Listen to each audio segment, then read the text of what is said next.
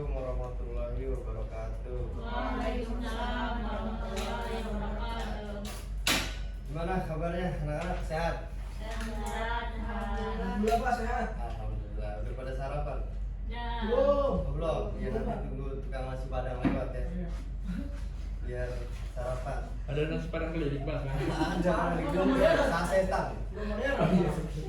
Sasetan enggak ini doang. Aku saset juga ada. Ini IPS ya? Iya Iya Pak, Pak. IPS Pak. 12. 12 Pak. Absen ya. Iya Pak. Nabila, Hadir Pak. Abdur, Hadir Pak. Rizky, Iya Pak. Nafa, Hadir Pak. Wanita, Hadir Pak. Rafli. Hadir Pak. Tapi Mana, izin Pak? Pak, dispen. Sakit? Dispen. Oke. Najwa, Hadir Pak. hadir. Ya dan hadir semua ya. Ibu Rafli mau masuk ya? Iya Pak. Pelajaran kita, pelajaran pendidikan agama Islam. Ini sini Islam semua kan ya? Iya Pak. Iya, masa. Kan PAI gitu Pak. PAI gitu ya? Udah siap belajar? Alhamdulillah. Ini kalau yang mau kamar mandi dulu aja. Izin Pak, Rizky Mana? Pak. Ya udah, silakan. Betul juga Pak. Ya. Gantian. Oh. Cepet Ki. Ya udah sebelum belajar kita mulai dengan bacaan Bismillah Suratul Fatihah ya. Ya belajar kita lancar. Kita semangat belajar kita nggak ngantuk ya. Iya Pak. Yang ngantuk saya. Aladiniya wa kuliyatin salihah wa lahadina Al-Fatihah. Oh iya.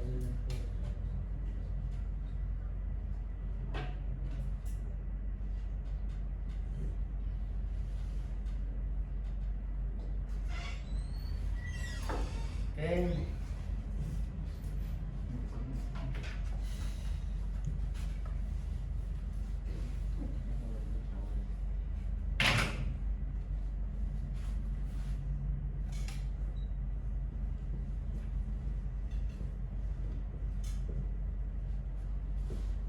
Materi kita hari ini adalah dakwah itu apa? Yang tahu nggak? Mengajak. Apa? Menyerukan, mengajak dalam hal kebaikan, ya, hal keburukan. Kalau mengajak dalam hal keburukan bahasanya apa? Tahu nggak? Nggak tahu Pak. Bahasanya menghasut. Menghasut. Makanya iblis itu menghasut ya. Nah, setan itu menghasut. Mengajak dakwah ya, ngajak kan ada baik ada buruk kan ya. Iya. Tapi kalau dakwah udah pasti baik. Baik. Nggak ada dakwah itu ngajak buruk kan nggak ada. Itu bukan dakwah namanya. Itu sesat menyesatkan. Adolu wa fadolu sesat dan menyesatkan. Dakwah mengajak pada kebaikan. Yang namanya orang ngajak itu dakwah itu, yang namanya orang dakwah itu yang kita tahu tuh siapa? Biasa ya, yang berdakwah. Ustaz. Makanya sebutannya pendakwah. Wah. Tapi perlu kita ketahui bahwa dakwah itu nggak harus ustaz. Dakwah itu nggak harus kiai. Dakwah itu nggak harus dia yang pakai jubah atau pakai udeng-udeng.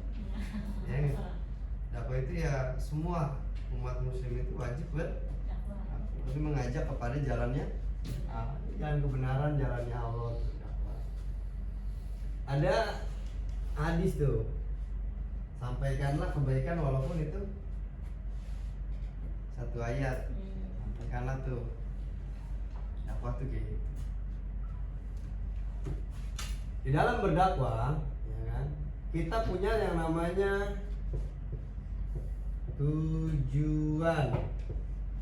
Maaf ya tulisan saya jelek, profesor dokter. Haji. Tujuannya apa? Ada yang tahu tujuan dakwah itu apa sih? Apa buat dibayar orang? Mengajak untuk kebaikan. Menyebar Pak. Kebaikan. Kebaikannya kemana? Kebaikannya ke surga Pak. Nah, jadi dakwah ngajak itu kepada siapa? Buat ngajak kepada Allah Subhanahu wa Ta'ala. Dia ngajaknya untuk cari ridhonya Allah. Ngajaknya untuk nyampe kepada Allah Subhanahu wa Ta'ala. Itu ujungnya tuh. Bukan untuk kepentingan pribadi. Gitu. Kita menolong orang niatnya karena Allah, ngajak kebaikan karena Allah. Nah, dan di dalam berdakwah itu punya yang namanya itu etika.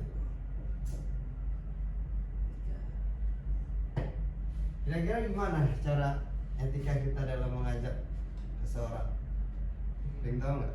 Sampaikan secara baik-baik. Contohnya gini, coba ada yang masih bisa kasih contoh nggak? Coba Abdul, bagaimana cara kita ngasih tahu teman kita atau saudara kita untuk sholat? Sholat Jumat deh, gimana caranya? Ya, udah aja nih, ayo sholat. Aja nih sholat, Aja nih. baik gitu ya. Nggak marah-marah kan? Enggak. Iya kadang gitu. Woi kafir gitu. Sholat lu gitu. Bukan sholat lu ya, ya nggak bisa itu gitu. Kewajiban setiap muslim itu berdakwah. Masalah orang yang diajaknya mau atau enggak urusan kita bukan? Bukan. Urusan mereka. Jadi kalau kita berdakwah pakai jiwa, pakai hati, ya, pakai tauladan, pakai rasa. Sebab begini, kalau kita ngajaknya maksa, itu maunya kita, bukan maunya Allah. Saya paksa orang buat sholat, gak gitu caranya. Paksa pokoknya kalau dia nggak mau saya culik gitu ya kan. Saya paksa udah buru kalau nggak saya sambut gitu, enggak gitu. Mengajak orang dalam kebaikan itu butuh yang namanya tauladan. Tahu tauladan nggak? Tahu nggak? Belum Pak. Nggak tahu. Tauladan itu tingkah kita, contoh kita. Makanya Nabi Muhammad itu diutus ke muka bumi untuk menjadi suri Tauladan. Kalau cuma ngomong, burung beo juga bisa ngomong gitu. Kalau cuma kerja, kera juga kerja. Bayangin, Nabi Muhammad itu kalau dihitung dari tahun sekarang udah berapa tahun yang lalu? Dari ribuan tahun yang lalu. Tapi kenapa masih ada sampai sekarang namanya dipuji? Karena tauladan. Jadi Nabi itu nggak cuma nyuruh umatnya buat melakukan A tapi tidak melakukan. Saya punya cerita. Ada kisah, ini bukan Nabi loh, ini ulama. Ada kisah ulama. Ini kisah nyata ini. Ada ulama alim di suatu desa ngajarin kitab, dakwah, kiai-kiai sepuh. Suatu ketika jamaahnya ini ada jamaahnya ini punya anak. Anaknya jamaah ini para batu, susah dibilangin. Anaknya sering makan permen sampai giginya rusak. Reges, tau reges gak? Dia ngadu tuh sama kiai. Pak Kiai, anak saya ini susah nih, saya bilangin ya. Saya suruh jangan makan manis-manis, saya suruh jangan makan permen, makan gula-gula. Tetap aja dia makan. Akhirnya dia sakit giginya. Ya udah, kata kiainya, setelah 3 hari dari sini bawa anak itu ke saya. Kamu pulang nanti kalau udah 3 hari di rumah bawa saya. Kamu bilangin dulu tuh selama 3 hari. Setelah 3 hari dibawa anaknya ke pengajian, ya kan? Melawan terus anaknya tuh. Wah, nangis kalau nggak dikasih permen nangis. Terus dia makin ngadu. ngadu bapaknya, masih saya bilangin udah 3 hari nih nggak mau, nangis. Mana anaknya sini di bawah, siapa namanya, anggap aja namanya Agus lah. Iya, Anak kecil. ya Agus, Anak kecil namanya Agus, Pak. kamu suka permen? Iya. Mulai hari ini kamu jangan makan permen ya. Oke? Sampai gigi kamu sembuh. Iya Pak Kiai. Nur, kaget bapaknya.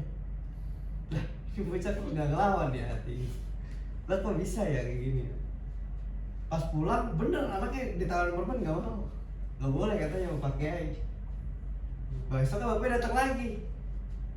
Datang lagi bapaknya nanya, Pak Kiai kok mau pakai nurut sama saya enggak? Kamu tahu nggak kenapa kamu saya suruh bawa 3 hari dulu, baru bawa ke saya. Selama 3 hari saya puasa makan yang manis-manis. Tuh Kiai, keren kan? Jadi apa? Itu gambaran bahwa kita itu ketika mengajak seseorang, kitanya sudah pernah melakukannya, itu mudah dipercaya. Pernah dengar kalimat ini enggak? Unzur man qala wala tanzur. Lihatlah apa yang dikatakan, jangan lihat. Itu khusus orang yang udah paham. Kasih taunya.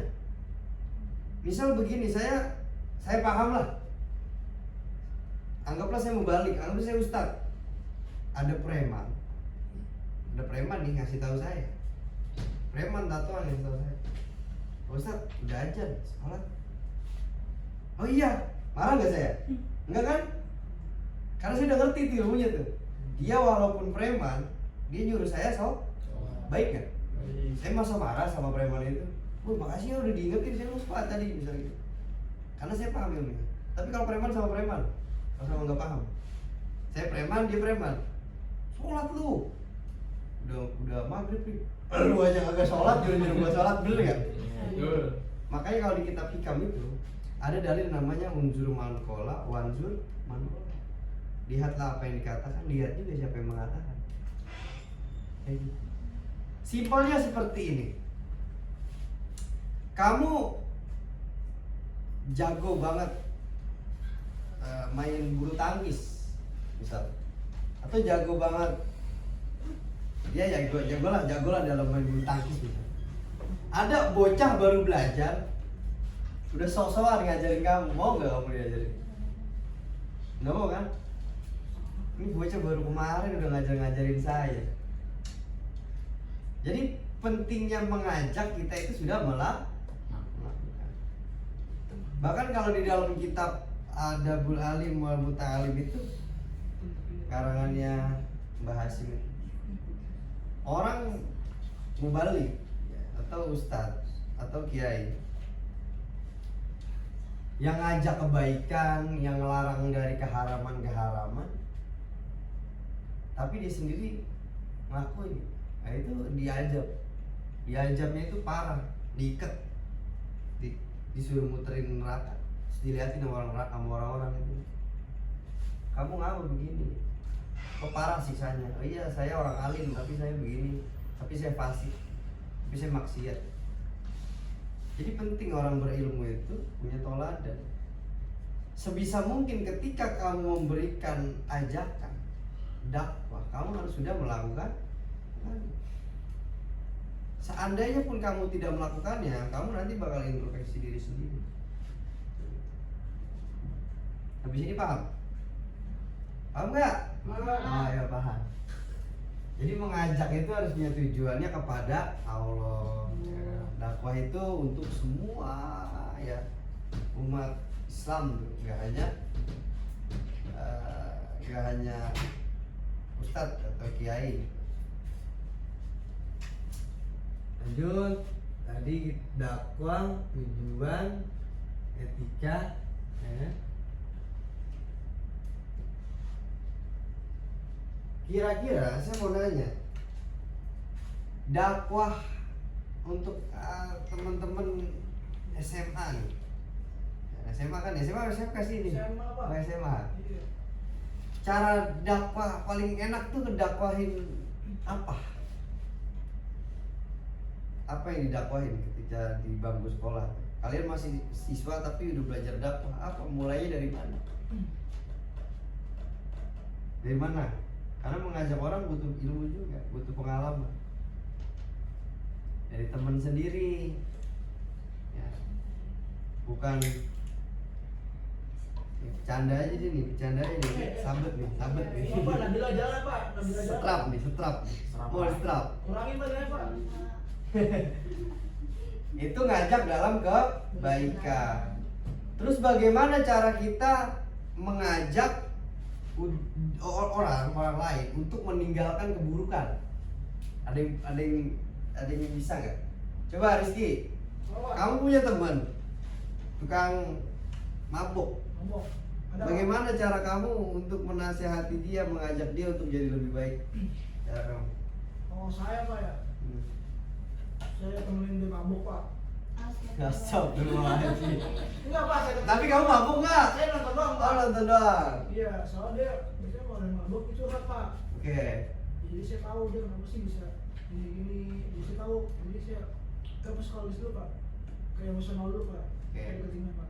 Udah tahu dia kenapa sih awal gini. Wah, broken home. Oh, gitu. Jadi saya pelan-pelan. Terus kamu nasihatin? Enggak Bang, saya ajak ya. Sekali sholat lah.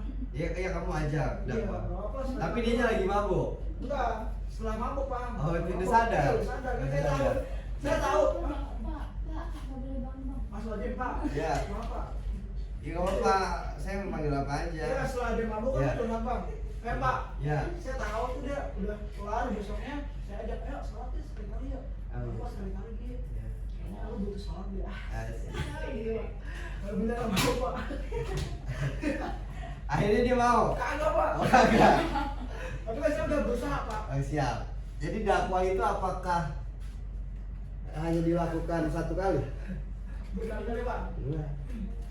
Nabi Muhammad itu dakwah sampai kapan? Ada yang tahu nggak? Sampai beliau wafat. Bahkan istrinya Rasulullah. Tahu nggak siapa istri Rasulullah? Yang pertama,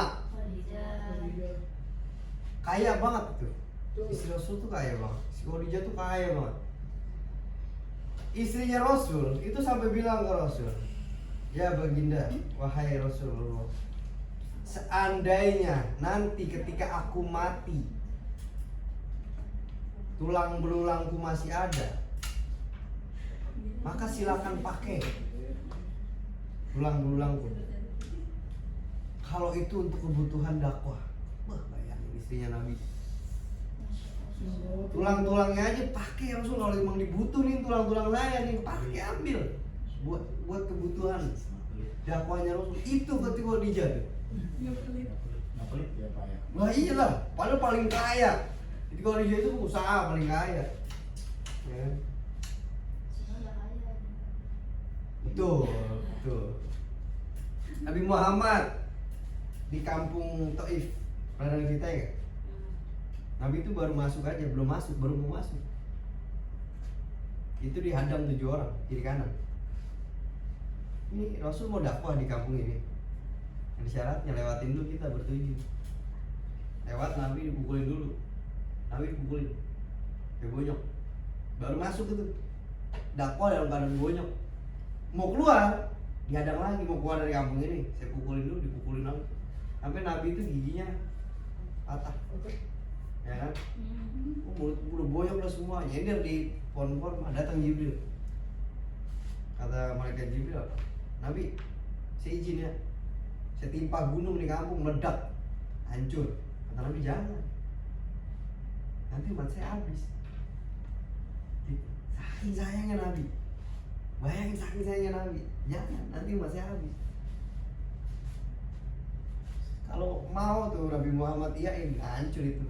Arab-Arabnya nggak hancur, ditimpa gunung. Gimana nggak hancur? Ya kan? Dari situ Nabi paham cara berdakwahnya Nabi itu udah paham. Bayangin Nabi Nuh nggak sabar, tenggelam, iya nggak? Umatnya tenggelam. Nabi Musa nggak sabar, tenggelam nggak? Tenggelam, Nabi-nabi lain tuh ya umat-umatnya binasa semua. Binasa semua. Yang gak binasa mana? Ya Nabi Muhammad. Nabi-nabi terdahulu itu umat-umatnya diajab semua sama Allah. Karena nabinya nggak ada yang sehebat Nabi Muhammad. Lah, waktu Isra Mi'raj, Nabi kan ketemu para nabi kan. Tahu nggak para nabi itu pengennya apa? Pengen turun ke bumi, pengen jadi umat Nabi Muhammad. Itu tuh. Saking mulianya Nabi Muhammad, saya pengen turun ke bumi. Nah, nanti di akhir zaman ada nabi siapa yang turun? Isa. Emang itu sebagai nabi? Sebagai umatnya Nabi Muhammad. Nanti Nabi Isa turun itu bukan sebagai nabi, sebagai umat Nabi Muhammad. Tuh, bayangin, saking mulia Nabi Muhammad. Kita nih paling enak. Makanya ngomongin dakwah rujukannya harus jauh-jauh. Kamu sering baca hadis Nabi itu dakwah. Dakwah yang udah paling valid. Makanya seneng kita kalau mau pelajari cara Nabi berdakwah itu seneng. Kisahnya banyak, nenek-nenek nyuapin nenek-nenek buta. Tahu nggak? Nabi Muhammad ketemu nenek-nenek itu kan di pasar disuapin. Itu nenek-nenek buta disuapin sambil ngapain? Tahu nggak? Sambil ngata-ngatain Nabi Muhammad. Iya. Nabi Muhammad itu bohong. Muhammad itu sesat. Padahal yang lagi disuapin Nabi. Bayangin kalau kita di situ. Bayangin. Sama banget orangnya. Iya ya. Maksudnya enggak normalnya deh. Ini saking saya kasih tahu, saking jahiliyahnya zaman itu. Ngelihat kayak gitu aja, cuek orang kan. Iya. Nabi berhari-hari kan kasih makan ini. Coba bayangin kita ya lewat di pasar. Misalkan saya kenal sama teman saya yoga terus si Rizky ngasih makan nenek dikata-katain terus saya lewat terus nenek bisa tendang ya kan nek iya tapi Nabi nggak begitu ya cuek sampai meninggal yang nyuapin Abu Bakar lah beda ini kok kasar nyuapinnya ya ini siapa yang kemarin mana itu yang kemarin udah nggak ada siapa ya Nabi Muhammad nah ayo bayangin jadi nenek-nenek itu keren gak Nabi? Bener dan Nabi itu gentlenya apa? Nabi Muhammad itu kan Nabi dan Rasul ya mukjizatnya banyak gak? Banyak tapi gak pernah pakai jarang jarang pakai privilege-nya sebagai Nabi jarang memakai hak mukjizatnya. Simpel, Nabi hijrah dari Mekah ke ngumpet-ngumpet nggak? Padahal Nabi ngumpet, bayangin Nabi ngumpet. Kalau saya jadi Nabi, ya Allah, teleport saya ke Madinah, iya nggak? Kelar kan ya? Nabi, tapi Nabi nggak mau itu bro. Perang, musuh, wah, Nabi Muhammad pasukannya dikit, iya nggak? Lawannya kan banyak, diserang. Saya kalau jadi Nabi Muhammad, saya ini ya Allah, udah turunin apa petir, jeder, mati, gempa, tsunami, kelar nggak? Tapi Nabi nggak pakai itu. Itu kerennya Nabi tuh, makanya sempurna. Sampai ada Nabi itu bener-bener terdesak. Dan kerennya, waktu itu namanya perang apa ya? Perang Uhud kalau nggak salah. Jadi Nabi udah terdesak, ya kan? Udah bener-bener kalah itu, kalah sama pasukan Persia. Udah ibarat kata, ya udah tinggal mati doang lah gitu, tinggal rata binasa doang. Udah terdesak. Tapi Nabi doanya apa tau nggak? Ya Allah, ini kalau saya kalah, ini mati Islam nggak ada lagi gitu. Datang bantuan baru malaikat menang. Apa Nabi di situ berdoa, ya Allah saya pengen menang, kalahin semuanya, hancurin, binasa? Enggak. Nabi sportif. Kayaknya Nabi gentle.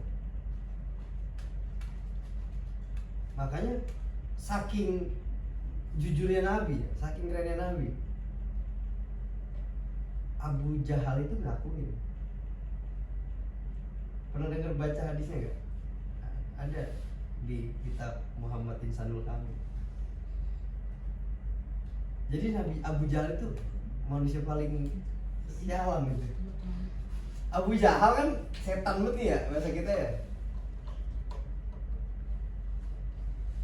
Setiap hari lewat rumah Nabi Muhammad berapa? Apa? 25. Udah 25 menit? Iya. Ya, kita berapa jam lagi? 5 jam? Oke. Udah habis. Nabi Abu Jahal lewat rumah Nabi itu sambil ngata-ngatain Nabi, nimpukin rumah Nabi, kan ngeselin ya? Atau wah jahat lah sama Nabi kan? Tapi tetangga sama Nabi. Tapi tahu nggak?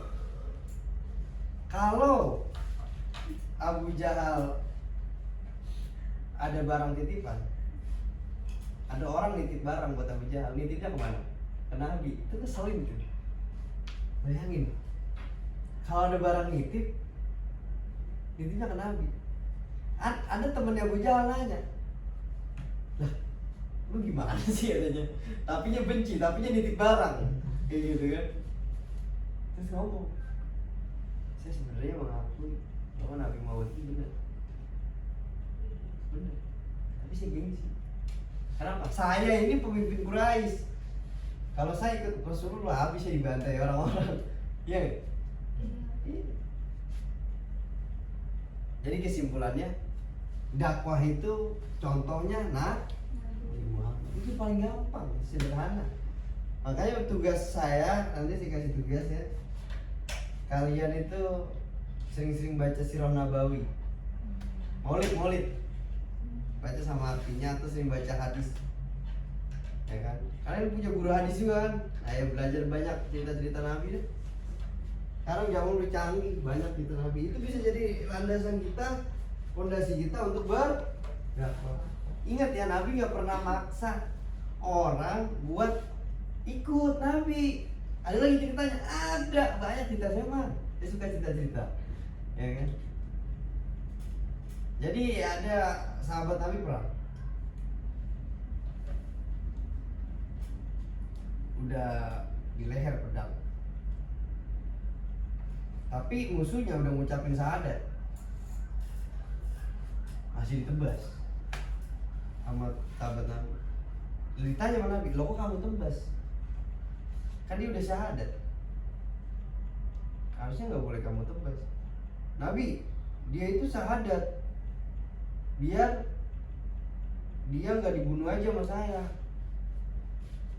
ya kan? Aslinya dia tuh cuma pura-pura gitu. Apa kata Nabi? Kamu bawa mayatnya, kamu bedah dadanya di sini, kamu lihat isi hatinya. Kamu tahu nggak? Kata dia nggak tahu. Ya, kamu nggak tahu apa yang dibunuh kan gitu. Segitunya lagi. Jadi kita dari situ paham tuh bahwa Nabi nggak pernah maksa ajakan. Masa orang nggak mau ditebas? Masa orang udah sadar ditebas? Kita bisa dakwah, ya, kita bisa mengajak seorang dalam kebaikan. Paling utama fondasinya adalah kita sudah melakukan.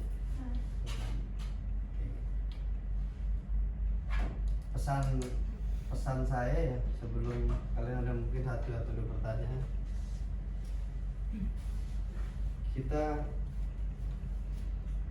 kita nih bisa buat apa yang mau kita buat, apa yang kita bisa, yang kita mau. Perkara menggerakkan hati orang lain kita jangan tahu. Urusan ajak mengajak urusan hati. Kadang yang nggak diajak pun mau ikut. Bener nggak? Kadang orang taubat dengan sendirinya, bukan karena diajak. Kenapa? Kenapa Islam banyak pengikutnya? Apa Nabi dakwain satu-satu? Enggak kan? Sampai seluruh dunia gitu, sampai sejazirah Arab, enggak satu-satu itu. ketika orang lain sudah melihat diri kita, kebaikan kita, bahwa Islam itu baik, maka orang akan terus ikut dalam kebaikan kita. Sebaliknya, kita melihat lingkungan yang jahat, kita mau gabung nggak? Enggak. Isinya orang-orang toksik, kita nggak mau gabung, walaupun kita nggak diajak. Niatnya aja udah nggak mau kita. Masih kecil, waktu saya masih kecil, jangan lewat situ, banyak orang mabuk. Betul. Lihat sana aja noh, banyak ustadz, banyak anak majelis taklim. Nah, ya. Kalau kebaikan itu ya. Dan kita harus sering introspeksi diri, bahwa kita udah bener belum. Tapi jangan nunggu bener ya buat berdakwah. Ingat nih, jangan nunggu kita harus sempurna dulu, karena nggak ada yang sempurna. Jadi udah dakwah aja. Jadi ngajak aja selama kita tahu itu benar, tapi kita jangan menghakimi, jangan memaksa. Kita hanya mencoba untuk jadi hamba Allah yang taat gitu. Coba buat jadi hamba Allah yang menjalankan perintahnya. Ada pertanyaan? Sampai sini? Satu pertanyaan mungkin? Cukup? Ya. Ada ya? Paham. Saya rasa kamu sudah paham materi dakwah ini tuh yang saya bahas seringkas mungkin lah ya. Jadi ada yang bercita-cita jadi pendakwah. Zahra, Pak. Zahra. Rian Pak, Rian. Zahra berarti ustazah nanti. Sama Rizky, Iya, Pak. Ustaz. Ustaz, Kondang. Tapi ini Habib ya? Ya, aneh Gus. Aku ya. Apa bisa? Gus Dur, Gus Dur. Oh, Gus Dur presiden. Ya juga.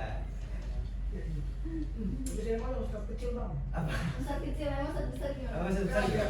Kiai besar, kiai kecil. Kayak kampung. Apa kayak kota Saya gitu? mah kiai bermahan. Kayak komplek. Bisa nggak? Bisa. Ustadz komplek bisa. Kayak saya nih. Saya Apa? Saya orang komplek saya. Itu ada master bang. Klaster saya, klaster.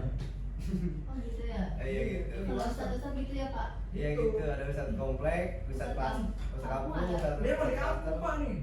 Iya lagi. Di kampungan dia. Maaf, ustadz kampung itu justru yang paling keren. Iya. Sabar kalau ini naik nyanyi dulu. Iya betul. Enggak itu purba, itu purba itu. Sumur deh kata. Itu udah lama karena udah pakai sanyo kita. Kalau itu di gunung-gunung kali gitu. Udah lama nih pak. Udah lama. Iya. Ya begitulah tentang pelajaran kita. Sampai kapanpun jangan pernah putus dalam berdakwah. Tetap tebarkan kebaikan dimanapun kalian berada. Jadilah orang baik. Jadi orang baik kayak sih, jadi orang baik. Kamu kenapa sih? Jadi orang baik itu enak tuh. Ketemunya sama orang baik. Iya pak. Iya. Gak juga pak. Iyalah. Kenapa enggak? Nah saya ketemu jahat dulu pak. Hah? Saya ketemu jahat dulu. Tugas kamu? Baik. Tugas Kamu saya- orang baik. Oh Ketemu iya, orang kayak teman jahat. saya tadi pak ya, mabuk ya. Kamu orang baik. Iya. Ketemu orang jahat. Orang jahat jadi baik. Itu berdakwah. Emang Nabi Muhammad ketemunya orang baik? Jahat. Jangan kan Pembunuh pak. temen ya? Saudaranya Nabi, pamannya Nabi jahat sama Nabi. Iya. Tapi tetap endingnya kamu ketemunya orang baik. Ada istilah nggak? Kiai di KMLC ada nggak? Nggak ada. Nggak ada mana? Adanya itu pada awal di tempat LC. Dakwah kan? Iya. Iya. Gus Miftah. Itu. Jadi orang baik loh ya. Orang baik dulu deh. Kayak saya nih ya. Saya itu udah nggak peduli sama semuanya apapun, anything. Karena saya rasa saya nggak jahat sama Minimal kalau kamu nggak bisa jadi orang baik, jangan jadi orang jahat. Jangan gila orang lain. Kalau kamu nggak bisa ngajak orang dalam kebaikan, setidaknya jangan ngajak orang dalam keburukan. Kalau kamu nggak bisa menghentikan kemungkaran dengan tanganmu, maka dengan lisan. Ketika kamu nggak bisa menghentikan kemaksiatan kemungkaran dengan lisanmu, kamu benar doa hati. Jangan benci orang itu. Hei, yang maksiat, yang mungkar, yang dosa, yang jahat, hambanya Allah bukan? Hambanya Allah bukan? Hambanya Allah. Terus kamu siapa? Bisa menghakimi orang itu? Kamu siapa? Bisa memaksa orang buat ikut kamu? Ini terakhir ya, ini nasihat lah dari saya. Penutupan, closing. Kisahnya Nabi Ibrahim. Nabi Ibrahim itu pernah diajak sama Allah tuh ke alam lahir. Dikasih satu orang. Ibrahim, ini ada umatmu nih. Ini kira-kira dimasukin surga apa neraka? Ya kan? Ini dia sering maksiat. Apa kata Nabi itu? Ya Allah, ini dia hambamu, makan di bumi kamu, kerja di bumi kamu, tapi maksiat kepadamu, masukin aja ke neraka. Oh gitu ya Ibrahim? Iya. Datang lagi, ini masukin surga apa neraka nih? Ini masukin neraka, masukin. Pernah diajak tuh Nabi Ibrahim sama Allah. Sampai suatu ketika Allah nurunin wahyu buat nyembelih Nabi Ismail. Apa kata Nabi Ibrahim? Lah kok sembelih sih ya Allah? Lah kamu curang katanya. Kemarin ada hamba saya kamu masukin neraka. Saya nurut kok, saya masukin neraka karena saya minta anak kamu buat sembelih, kok kamu nggak mau? Curang kamu Nabi Ibrahim. Ya udah, akhirnya nyerah kan Nabi Ibrahim. Tapi Allah ganti pakai kambing. Makanya kita kurban pakai kambing. Bayangin kalau yang dikorbanin habis yang beneran, kita setiap ada anak cowok satu harus dikorbanin. Setiap Idul Adha. Iya kan? Nabi Ibrahim itu sosok yang tegas, yang bijaksana dan wah tegas tuh. Sampai akhirnya jadi sosok yang paling lembut setelah itu. Karena Allah ngasih pelajaran. Jadi seperti itu. Terus saja jadi orang baik, jangan lupa terus mengajak orang kebaikan, merubah diri kita, introspeksi diri kita.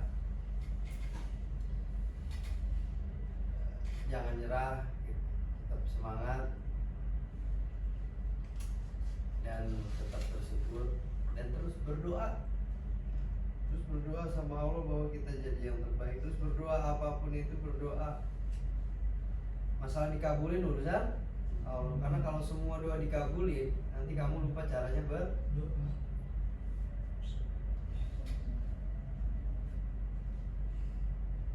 Tugas dari saya paling mesti baca buku aja, ya. Oke. Nah, kalau saya tanya tahu. Kurang lebihnya mohon maaf. Wabillahi taufiq wal hidayah. Wassalamualaikum warahmatullahi wabarakatuh. Waalaikumsalam warahmatullahi wabarakatuh. Ya gitu. Terima kasih Bapak. Gue ngurangin energi gue nih. Soal apa? Gue kalau kayak tadi ketawa mulu cok. Pak. Ayo kita ke kelas. Foto dulu. Foto. Ya.